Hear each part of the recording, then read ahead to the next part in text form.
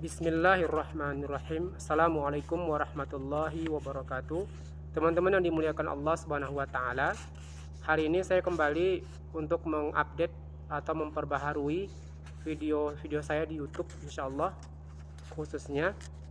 Dan untuk hari ini saya kembali untuk membaca dan membahas sedikit banyak ya dari apa yang saya bisa pahami dari salah satu bacaan saya, yaitu Buletin Kafah edisi 451. Untuk pembahasan hari ini berkaitan dengan LGBT haram dan dosa besar. Saya mulai. Bismillah. LGBT haram dan dosa besar. Buletin Kafah edisi 451, terbit 10 Juli 2026 yang lalu. LGBT atau lesbian, gay, biseksual, dan transgender dalam beberapa dekade terakhir menjadi isu global yang terus diperdebatkan. Di banyak negara barat, praktek LGBT dipandang sebagai bagian dari kebebasan individu dan hak asasi manusia. Pandangan tersebut lahir dari pandangan liberalisme yang menetapkan kebebasan manusia sebagai nilai tertinggi dalam kehidupan. Nah, teman-teman, untuk paragraf yang pertama ini kita disuguhkan sebuah hal terkait dengan LGBT yang kemudian faktanya hal tersebut diperdebatkan secara global, bukan hanya secara lokal begitu ya. Tetapi fakta ini memang fakta yang dimana tadi masih diperdebatkan. Ini fakta yang merupakan memang harus ditolak begitu ya, secara dengan suara yang lantang ya, dengan durasi yang lebih sering begitu penolakannya. Karena memang ini tidak pantas untuk diperdebatkan. Tidak ada yang perlu diperdebatkan masalah kemudian LGBT ini. Sebab kita tahu lesbian, gay, biseksual, dan transgender ini merupakan penyakit yang notabene-nya itu wajib untuk disembuhkan begitu. Wajib untuk dibenahi dan kemudian diluruskan begitu ya, bahwa orang-orang yang terlibat pada lesbian, gay, biseksual, dan transgender ini wajib untuk kemudian diluruskan pemikirannya, kemudian wajib disembuhkan dari penyakitnya. Jadi saya kemudian mengatakan dengan jelas bahwa ini adalah penyakit, walaupun mungkin antum menilainya itu, teman-teman menilainya itu yaitu sebuah kata yang sudah sering diulang oleh orang lain begitu. Tetapi kemudian ya saya dengan berani mengambil atau mengadopsi kata tersebut yang sering diulang, bahwa itu adalah penyakit yang memang kemudian harus disembuhkan. Dan cara penyembuhannya itu kita akan dijelaskan oleh Islam, dan kita sudah dijelaskan oleh Islam bagaimana langkah-langkahnya begitu ya. Dan selain penyakit ini tadi hal yang memang tidak perlu diperdebatkan, ini merupakan senjata orang-orang kafir untuk menyerang dan untuk merusak generasi manusia, terutama generasi muslim yang ada di seluruh dunia.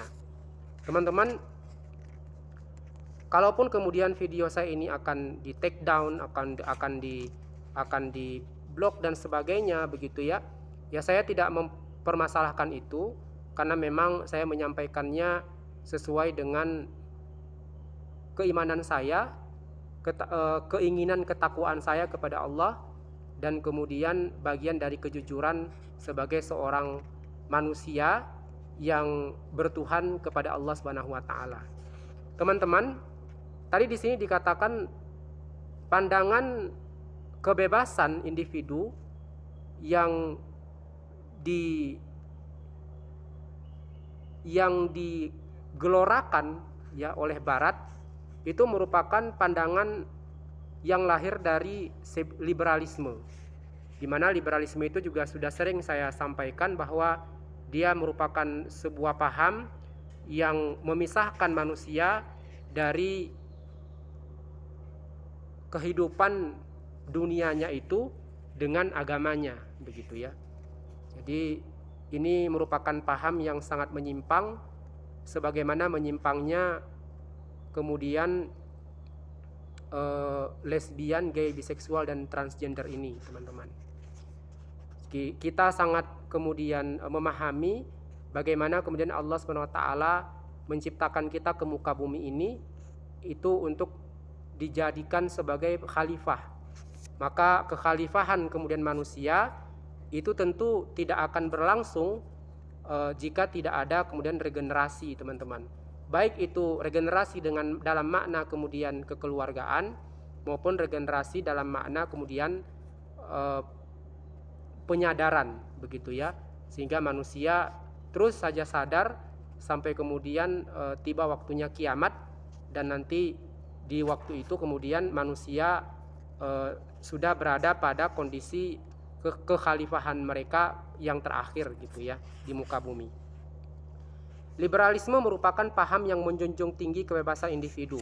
Dalam perkembangan modern, liberalisme melahirkan relativisme moral, yaitu pandangan bahwa tidak ada standar benar dan salah yang bersifat mutlak.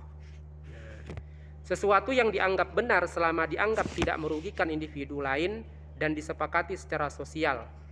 Nah, ini sesuatu yang tidak masuk akal. Bagaimana kemudian dikatakan benar sesuatu yang bisa memusnahkan manusia dari muka bumi ini?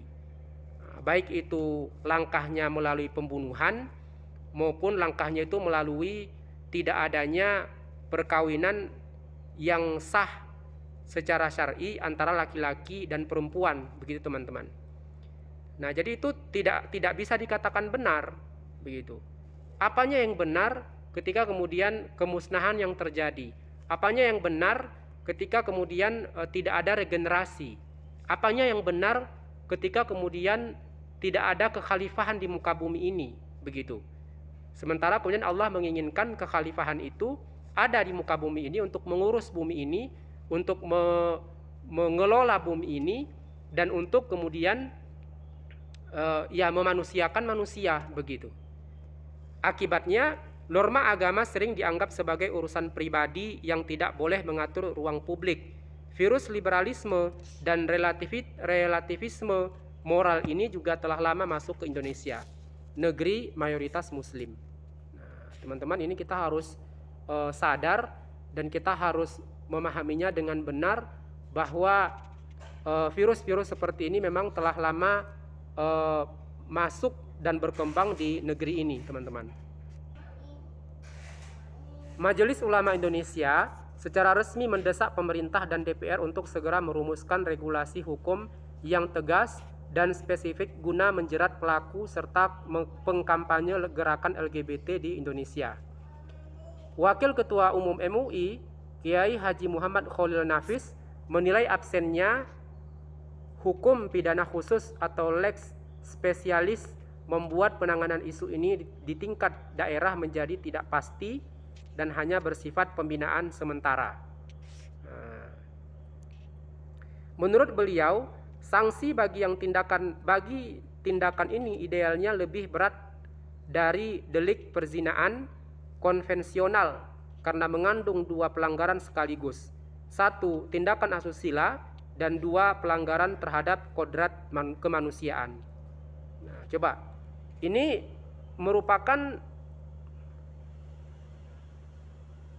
tindakan yang lebih berat daripada perzinaan konvensional, begitu. Kenapa lebih berat? Ya tadi karena dua pelanggaran yang sudah disebutkan. Pertama, tindakan asusila, yang kedua, pelanggaran terhadap kodrat kemanusiaan. Ini kedua hal ini bukan hal yang sepele, teman-teman. Yakni tindakan asusila dan pelanggaran terhadap kodrat kemanusiaan itu bukan hal yang sepele, bukan hal yang ringan saja, begitu. Sebab itu kemudian ini layaknya kemudian diperhatikan oleh pemerintah, ya. Namun usulan MUI agar kaum LGBT mendapat sanksi berat mendapatkan penentangan dari 37 LSM. Melalui keterangan tertulis pada Kamis 18 Juni 2026. Jaringan masyarakat sipil menilai bahwa wacana regulasi tersebut berpotensi mengkriminalisasi individu berdasarkan identitas, gender, dan orientasi seksualnya, serta membungkam suara-suara yang memperjuangkan hak asasi manusia. Nah, ini LSM yang benar-benar berpenyakit juga begitu ya. Mereka mengatakan kemudian bahwa tindakan MUI untuk meminta pemerintah begitu ya memberikan sanksi yang tepat begitu terhadap pelaku ini. Nah, LSM tersebut malah mengatakan kemudian menilai kemudian bahwa wacana regulasi tersebut berpotensi mengkriminalisasi individu berdasarkan identitas gender. Coba, di mana letaknya itu mengkriminalisasi individu berdasarkan identitas gender? Di mana? Begitu. Justru kemudian ya identitas gendernya itu ditempatkan pada tempatnya, bukan dikriminalisasi. Tidak ada pengkriminalisasi di sini sebenarnya. Begitu ya. Justru mau ditempatkan pada tempatnya yang sebenarnya. Dia kalau laki-laki kemudian laki-laki menikahnya dengan perempuan, perempuan ya perempuan menikahnya dengan laki-laki. Itu kan tempat yang tepat. Ya. Kemudian di sini mereka menilai mengkriminalisasi orientasi seksualnya. Di mana letak mengkriminalisasi kemudian orientasi seksual? Toh orientasi seksual itu sudah ditentukan oleh Allah Subhanahu wa taala kepada apa ditempatkan, kepada siapa kemudian harus ditempatkan. Lalu di mana letak kriminalisasinya itu di mana begitu. Jadi ini LSM ini memang LSM yang juga berpenyakit, tidak seharusnya ada di tengah masyarakat kalaupun ada LSM seperti ini begitu ya. Kemudian mereka juga menilai membungkam suara-suara yang memperjuangkan hak asasi manusia. Hak asasi manusia yang mana? Ketika kemudian dibiarkan perilaku-perilaku menyimpang seperti itu, maka tidak ada kelahiran di muka bumi ini, di negeri ini misalnya. Begitu. Akhirnya menyebabkan sumber daya manusia punah. Begitu. Kalau sudah punah, jadi apa yang bisa dilakukan siapa yang bisa melakukan untuk mengelola negeri ini? Begitu. Nah, ini memang kalau ditanyakan seperti ini tentu jawabannya ya orang-orang kafir kan begitu. Nah, kita tidak menginginkan seperti itu. Sudah cukup lama selama ini kemudian orang-orang kafir menguasai negeri ini dan kita tidak menginginkan itu lebih lama lagi begitu ya. Nah, teman-teman, malapetaka di balik normalisasi LGBT. Para pendukung perilaku menyimpang tersebut selalu berdalih di balik kata HAM. Menurut mereka, orientasi seksual adalah hak personal yang tidak boleh dibatasi oleh agama maupun budaya. Begitu. Bahkan banyak negara barat melegalkan pernikahan sesama jenis dan menjadikan kritik terhadap LGBT sebagai bentuk kriminalisasi. Ini menunjukkan betapa liberalisme berkedok HAM telah menggeser standar moral masyarakat menuju kebebasan manusia tanpa batas. Sayangnya, perilaku LGBT ini justru banyak ditiru, bahkan belakangan dipropagandakan oleh sekelompok orang. Nah, teman-teman yang dimuliakan Allah SWT, para pendukung gerakan seperti ini perkataan mereka yang mereka mengatakan kemudian orientasi seksual adalah hak personal, ya kan? Kemudian mereka mengatakan bahwa banyak negara yang melegalkan pernikahan sesama jenis. Ini semua perkataan yang tidak bisa dimasukkan ke dalam akal gitu, baik secara paksa maupun secara keilmuan, teman-teman. Ya. Jadi orientasi seksual itu memang harus diatur, dibatasi. Jika tidak, yang terjadi itu layaknya binatang. Binatang itu seperti apa coba? Kadang binatang itu kawin di tengah jalan. Binatang itu kawin di depan manusia. Tapi binatang ya binatang. Ini tidak bisa lagi bahkan dikatakan binatang kalau seperti itu. Memang harus dibatasi. Kalau tidak dibatasi, yang terjadi kemudian kebebasan itu merusak, bukan memperbaiki, bukan kemudian mengarahkan kepada kemajuan manusia, begitu teman-teman. Lalu mereka mengatakan banyak negara yang melegalkan. Ini tidak bisa dijadikan dalil begitu. Negara yang melegalkan itu pun negara-negara kafir yang mereka tidak berakidah Islam, tidak menuhankan Allah Subhanahu wa taala, yang memang mereka menginginkan kemudian kerusakan begitu. Ya. Indonesia memang telah menjadi salah satu negara yang tempat kaum tersebut berkembang. Kementerian Kesehatan misalnya pada 2022 mencatat sekitar 1.095.970 jiwa atau 0,44% populasi Indonesia masuk dalam kategori LGBT. La haula wala quwata illa billah. Semoga Allah Subhanahu wa taala melindungi kita dan selalu memberikan kesehatan naluri kepada kita, lalu kemudian selalu memberikan kemudian kesadaran kepada kita, teman-teman.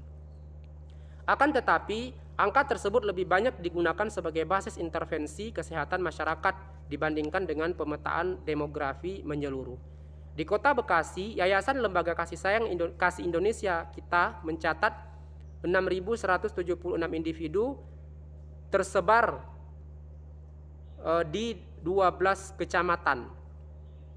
Luar biasa ini banyaknya ini.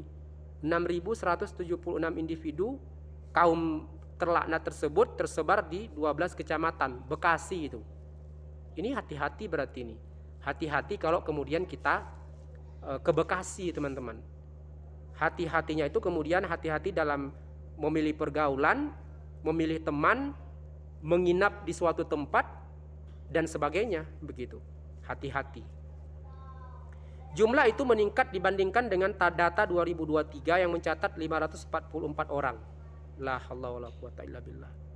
Kenaikan tersebut dinilai bukan semata-mata karena pertumbuhan populasi, melainkan juga dipengaruhi oleh intensifikasi metode pendataan.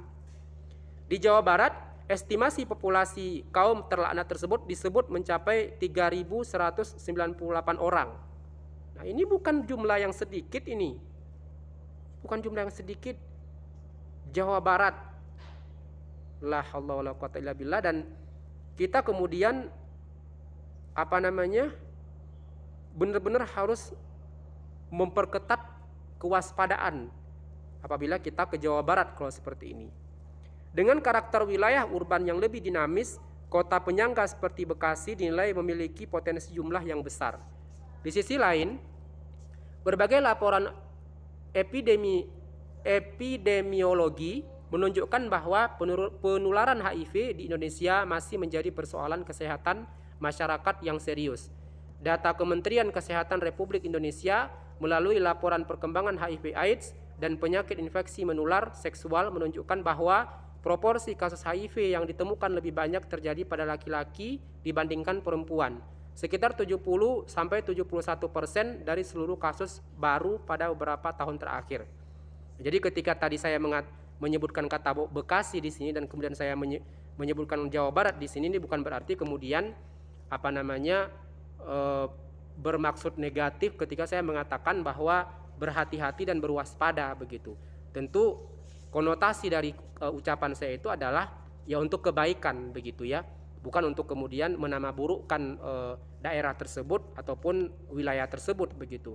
Adapun kemudian perilaku seperti ini, ya dimanapun di seluruh wilayah di Indonesia ini kita harus waspada. Entah kemudian sejak dari Sabang hingga Merauke, teman-teman. Ini bukan sedang mengkriminalisasi daerah yang disebutkan atau wilayah yang disebutkan begitu ya. Dalam pemetaan faktor resiko, hubungan seksual laki-laki dengan laki-laki atau men who have sex with men atau MSM merupakan salah satu kelompok dengan prevalensi HIV tertinggi dan menjadi fokus utama program pencegahan. Ini karena tingginya resiko penularan biologis melalui hubungan seksual anal tanpa proteksi. Dari perspektif kesehatan masyarakat, hubungan seksual anal reseptif tanpa perlindungan diketahui memiliki resiko penularan HIV yang lebih tinggi dibandingkan dengan bentuk hubungan seksual lainnya. Nah, ini ketika saya sampaikan seperti ini, kalau ada di antara Anda yang mendengar kemudian kata tanpa tanpa proteksi ini jangan kemudian diputar balikkan begitu ya. Berarti kita harus melakukan proteksi dulu, jadinya bukan seperti itu begitu ya. Tanpa proteksi ataupun ada proteksi, kelakuan kemudian hubungan biologis seksual anal itu tetap haram untuk dilakukan. Hubungan seksual anal juga dikaitkan dengan peningkatan resiko infeksi human papillomavirus infection yang dapat berkontribusi terhadap kanker anus, khususnya pada individu dengan infeksi HIV atau sistem imun yang terganggu. Ini bisa dicek beritanya di World Health Organization 2024 Centers for Disease Control and Prevention 2024. Teman-teman, haram dan dosa besar. Dalam perspektif syariah Islam, perilaku hubungan seksual sama jenis dipandang sebagai perbuatan haram dan dosa besar. Ia bertentangan dengan ketentuan syariah mengenai hubungan seksual yang hanya dibenarkan dalam ikatan pernikahan antara laki-laki dan perempuan. Banyak ayat Al-Quran yang mengecam tindakan liwat yang dilakukan oleh kaum Nabi Lut tersebut. Di antaranya pada Quran surah Al-A'raf ayat 80 hingga 84, Quran surat Hud ayat 77 sampai 83, Quran surat Asy-Syu'ara ayat 165 hingga 166, dan Quran surat An-Naml ayat 54 hingga 55. Allah SWT misalnya berfirman, "Sesungguhnya kalian mendatangi lelaki untuk melepaskan nafsu kalian kepada mereka, bukan kepada wanita. Bahkan kalian ini adalah kaum yang melampaui batas." Nah, ini teman-teman, ayat ini adalah ayat yang sesungguhnya itu melarang kita untuk kemudian melampaui batas begitu. Dan perilaku melampaui batas di sini adalah mendatangi laki-laki untuk melepaskan nafsu, bukan mendatangi perempuan. Teman-teman yang dimuliakan Allah SWT, Rasulullah tadi di Quran surah Al-A'raf ayat 81, Rasulullah SAW bahkan tegas menyatakan, siapa saja di antara kalian yang mendapati orang yang melakukan perbuatan liwat, maka bunuhlah pelaku dan pasangannya. Hadis riwayat Abu Daud dan At-Tirmizi. Nah, ini tidak bisa dilakukan kalau bukan di dalam negeri atau kekhilafahan Islam. Dan ini tentu akan terus dilindungi ketika kemudian demokrasi ini yang dijadikan sistem dan pandangan hidup. Berdasarkan nas-nas tersebut, jumhur ulama dari mazhab Hanafi, Maliki, Syafi'i, dan Hambali bersepakat bahwa praktik homoseksual antara sesama lelaki merupakan dosa besar, kabair. Pelakunya layak dihukum mati. Adapun perilaku seksual sesama perempuan atau lesbian atau sihak serta bentuk penyimpangan seksual lain yang tidak memenuhi unsur tindak pidana hudud pada umumnya ditempatkan dalam kategori takzir, yaitu sanksi yang jenis dan kadarnya ditetapkan oleh hakim atau qadhi atau penguasa atau khalifah dalam daulah Islam. Yang pasti sanksi takzir atas pelaku penyimpangan seksual ini bisa sangat berat. Sayangnya sanksi berat atas para pelaku seksual menyimpang ini sulit diharapkan dalam sistem sekuler, termasuk di negeri ini yang memisahkan agama Islam dari kehidupan. Teman-teman yang dimuliakan Allah SWT, apa yang saya sampaikan ini tidak lain adalah untuk menyadarkan ya, kita yang masih berhukum kepada hukum kufur, yakni sekulerisme kapitalis ya, supaya kemudian kita bertaubat, kemudian mengganti sistem hukum kufur ini menjadi hukum Islam. Faktanya, meski telah jelas keburukan dan penyimpangan perilaku kaum terlaknat itu dari berbagai aspeknya, ideologi kapitalisme sekuler justru melegalkan perbuatan laknat atas nama HAM.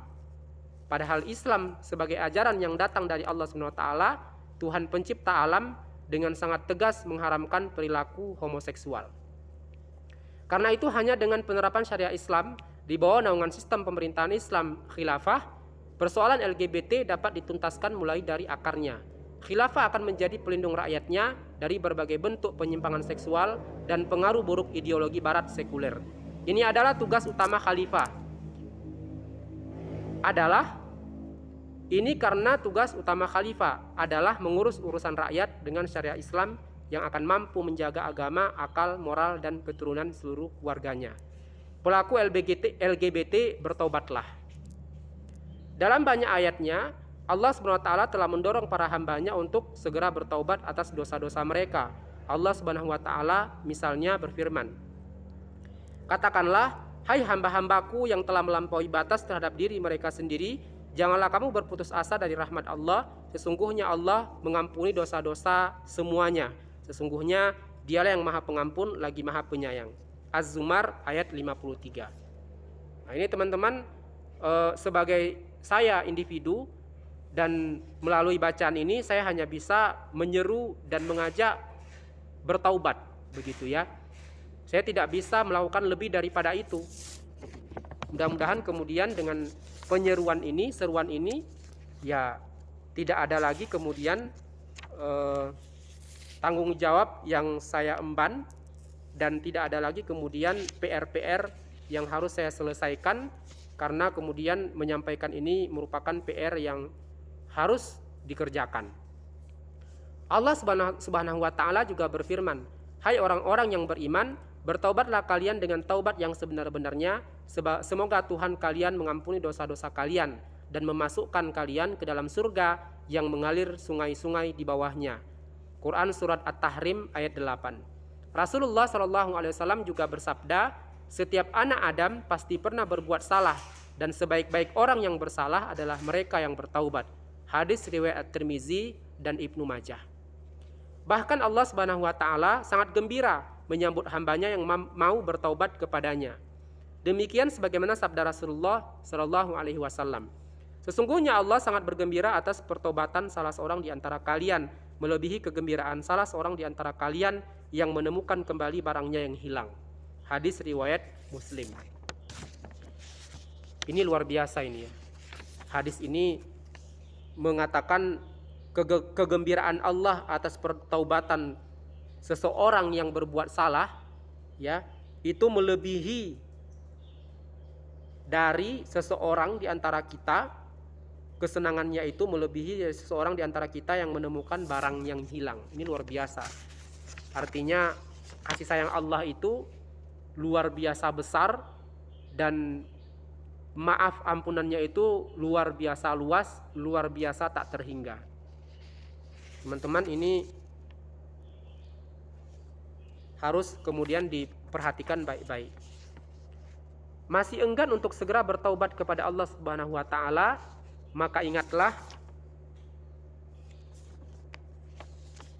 bahwa azabnya sangatlah pedih. Demikian sebagaimana firman-Nya, "Bertakwalah kalian kepada Allah dan ketahuilah bahwa Allah itu sangat keras hukumannya." Al-Baqarah ayat 196. Wallahu a'lam bishawab. Sedikit tambahannya berkaitan dengan Iran. AS rapuh jumlah kesepakatan Iran AS rapuh jumlah korban genosida Zionis Yahudi terus bertambah. Kesepakatan penghentian serangan sementara antara Iran dan Amerika Serikat masih tampak rapuh. Sementara korban genosida oleh Zionis Yahudi di Gaza terus berlanjut dan bertambah. Berdasarkan laporan harian Kementerian Kesehatan Gaza 30 Juni 2006.